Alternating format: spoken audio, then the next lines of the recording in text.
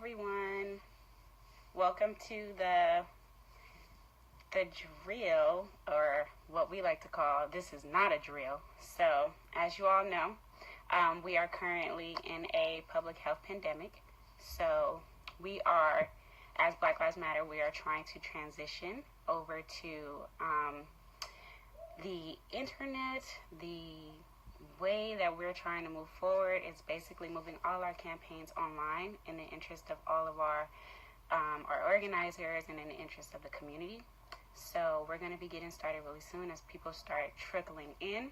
My name is Megan Castile, and I am a Black Lives Matter activist. If we are hoping that you send your questions via the question box down below. And we're going to be getting started. We have a long list of panelists. I'm going to be reading from my notes. So on our list, we have Dr. Emily Bargoma, who's a molecular biologist. We have Dr. Brandie Cross, who is a biochemist. We have Timon Durrett, who's an actor and emergency preparedness advocate. We have Akili, who is a veteran organizer. Billy and Godson, who is a Black community safety provider. We have Marcia Riley, who is a gig economy worker. And Dr. Anthony Radcliffe, who is a professor. So while we wait for more folks to trickle in, we want you to grab some water, grab some notes, and we are hoping to basically share critical information and lessen the risk and increase preparedness for Black Los Angeles. This is our efforts to maintain mutual aid, and we hope that you are ready. Brandie, if you are here, we are going to bring you on. Hello. Hi there. How are you? Hola, bonjour. Bonjour, bonjour. Thank you for joining us. Hi. So I'm Dr. Brandie Cross. I'm known as the Pot Lab PhD because usually I'm talking about cannabis. But today we're talking about COVID-19 in the Black community. And so I'll be adding a few little herbal remedies if you're not feeling well at the end. But I'm going to quickly go through the Leimert Park COVID-19 zine that we made. It's on our website at LeimertPark.org. And you can get that and download it free, print it free, and hand it out in your community. So I just wanted to touch on stuff that we can actually do to, mitigate this crisis. And I wanted to touch on, some of the rumors, everyone has these theories, and I just know that they're wrong. So I did my PhD at Johns Hopkins Medicine. I've worked with attenuated and live viruses before, and what I can say is this does not seem to be an engineered virus. Most of the viruses we work with in a lab or engineered viruses do have drug tags to easily kill them off when we're done. So when you hear these rumors, really talk to someone who's worked with a virus or worked in a biological containment, and then we'll tell you, we're like, those viruses are really weak. In fact, they're annoyingly weak, and sometimes we can't get our work done. Very unlikely that it's engineered. With that said, it is an animal virus that is mutated because of climate change and industrialized food, and jumped into our bodies. So now what do we do? Well, this novel coronavirus is very contagious from mucus and like spit. And if you've ever talked to someone in the sunshine, you know that when you talk, sometimes you get a little spit coming out of your mouth. Yeah. And normally we're like, yeah. But right now we have to be really serious about that kind of thing. We call it, I forget what people call it, but when you talk, spit comes out of your mouth. And that's sometimes why people wear masks, especially in Asian countries when they're walking around talking to people.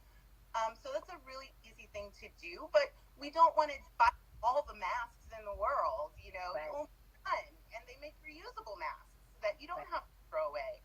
And the other thing is, and a lot of the grocery stores are now doing it, gloves. If you're touching public things, perhaps put on a glove.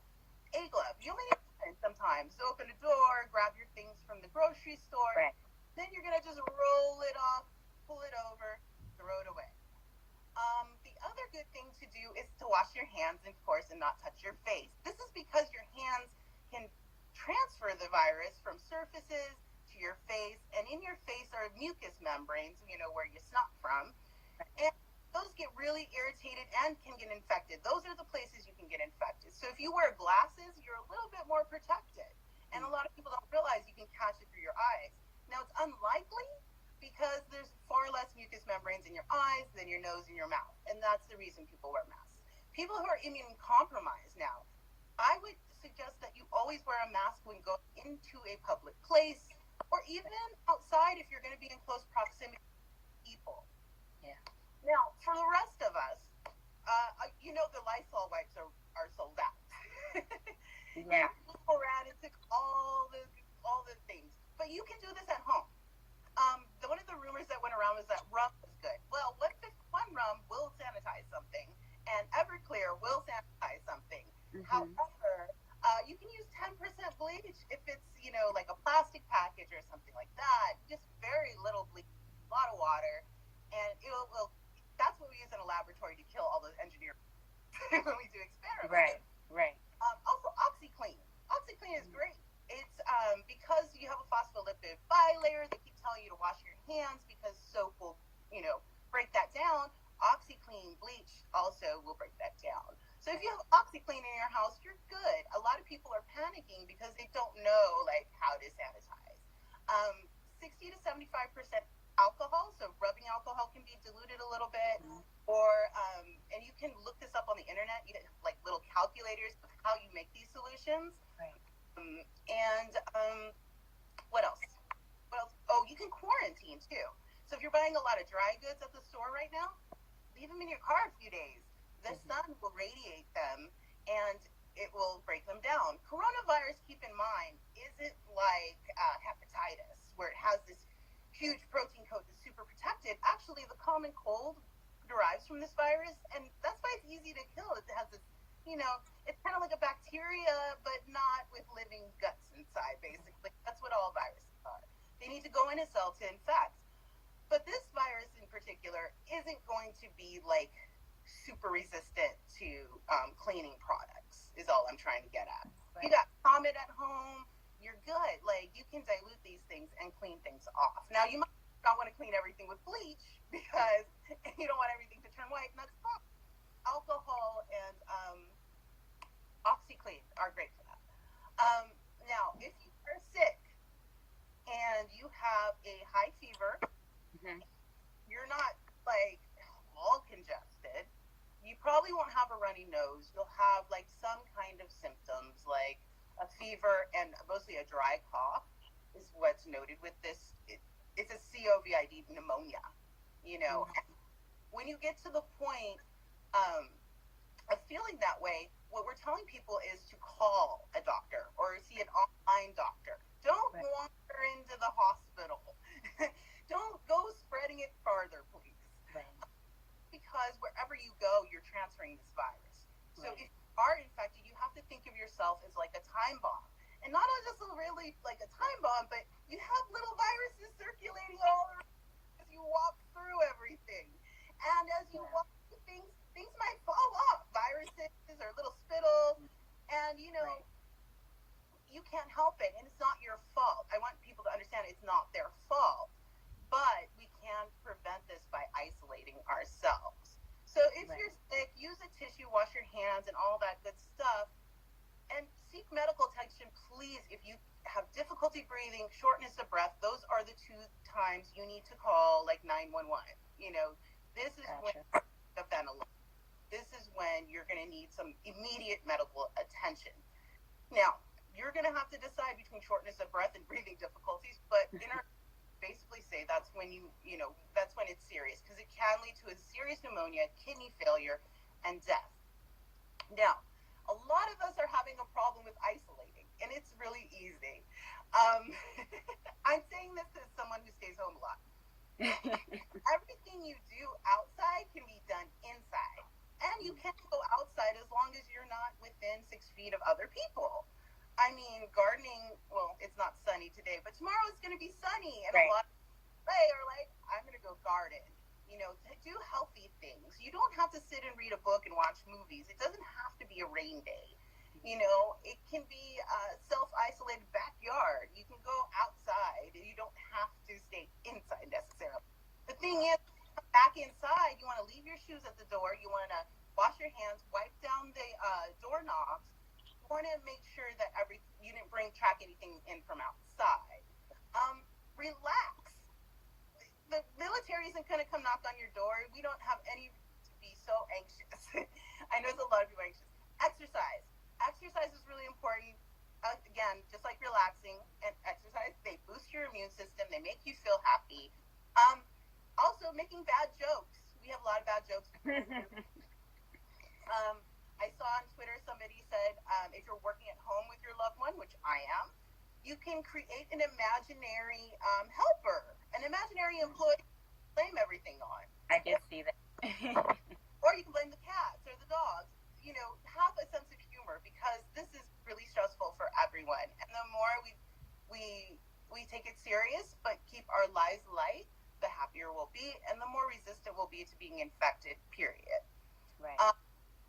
So I have in our zine, I said, get some sunshine. You can even sit in a window if you need to, but sunshine is really healthy for you, and it does help your immune system because we have to convert our vitamin D.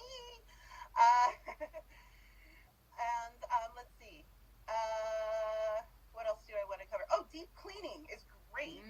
Great time to deep clean your house. It's spring. Right. Just a great time to garden. It's a great time to deep clean that house. And if you have all those disinfecting wipes that you're hoarding, maybe use them for that. Well, listen, thank you so much, Dr. Cross. We've got a few questions down from our audience members. So, if you do not have access to masks, is it okay to wear a handkerchief over your mouth? Technically, no.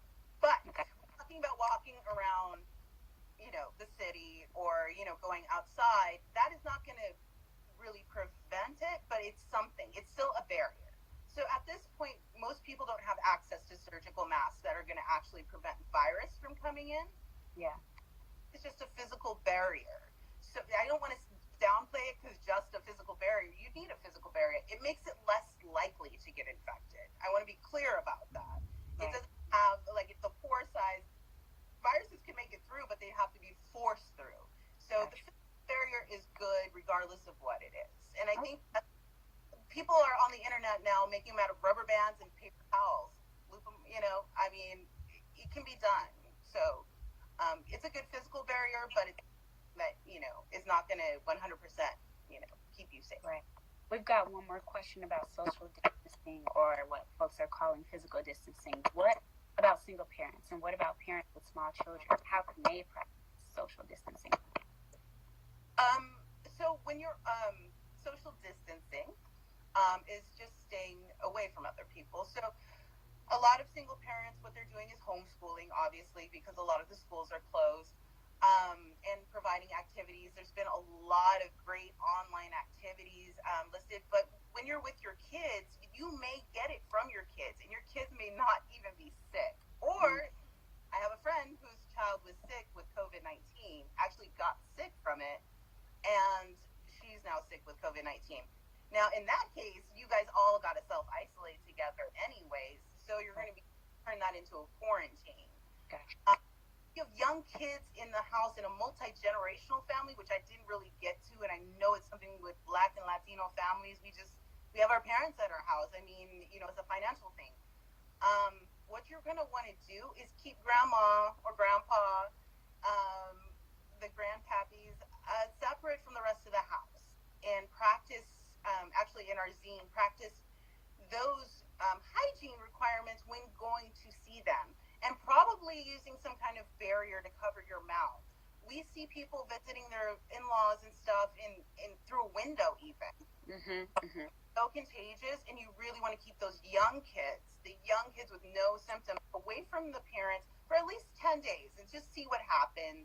You know, it's a week. I miss my mom too. I've been self-isolating for almost 3 weeks now.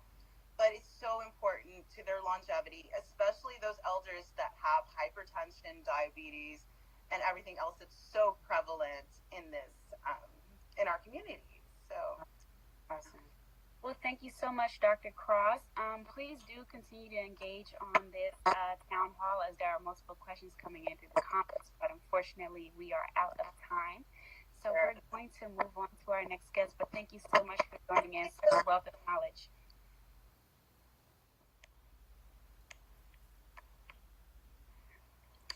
So we want to check in and see if Dr. Radcliffe is still in or if Baba Keely is on to join us. And if they are not, then we are going to close out our session. But in the meantime, please do stay tapped in. A few things that you can do to get involved with Black Lives Matter Los Angeles and to continue on with mutual aid is one, text 5 friends to invite them to participate in BLMLAs. This is not a drill that's happening right now, so tell them to try to find the live that I've posted because it's going to stay up for at least another 24 hours. Also, tell them to call in to check in on elders and physically challenged family and friends and neighbors.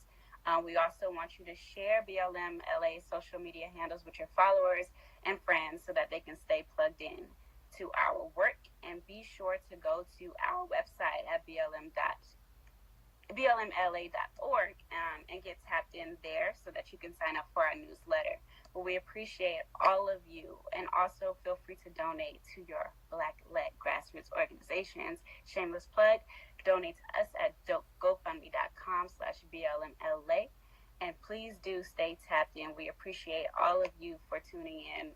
During these times, we definitely had to lean on each other, so appreciate you all. All right, that's it for today. Enjoy.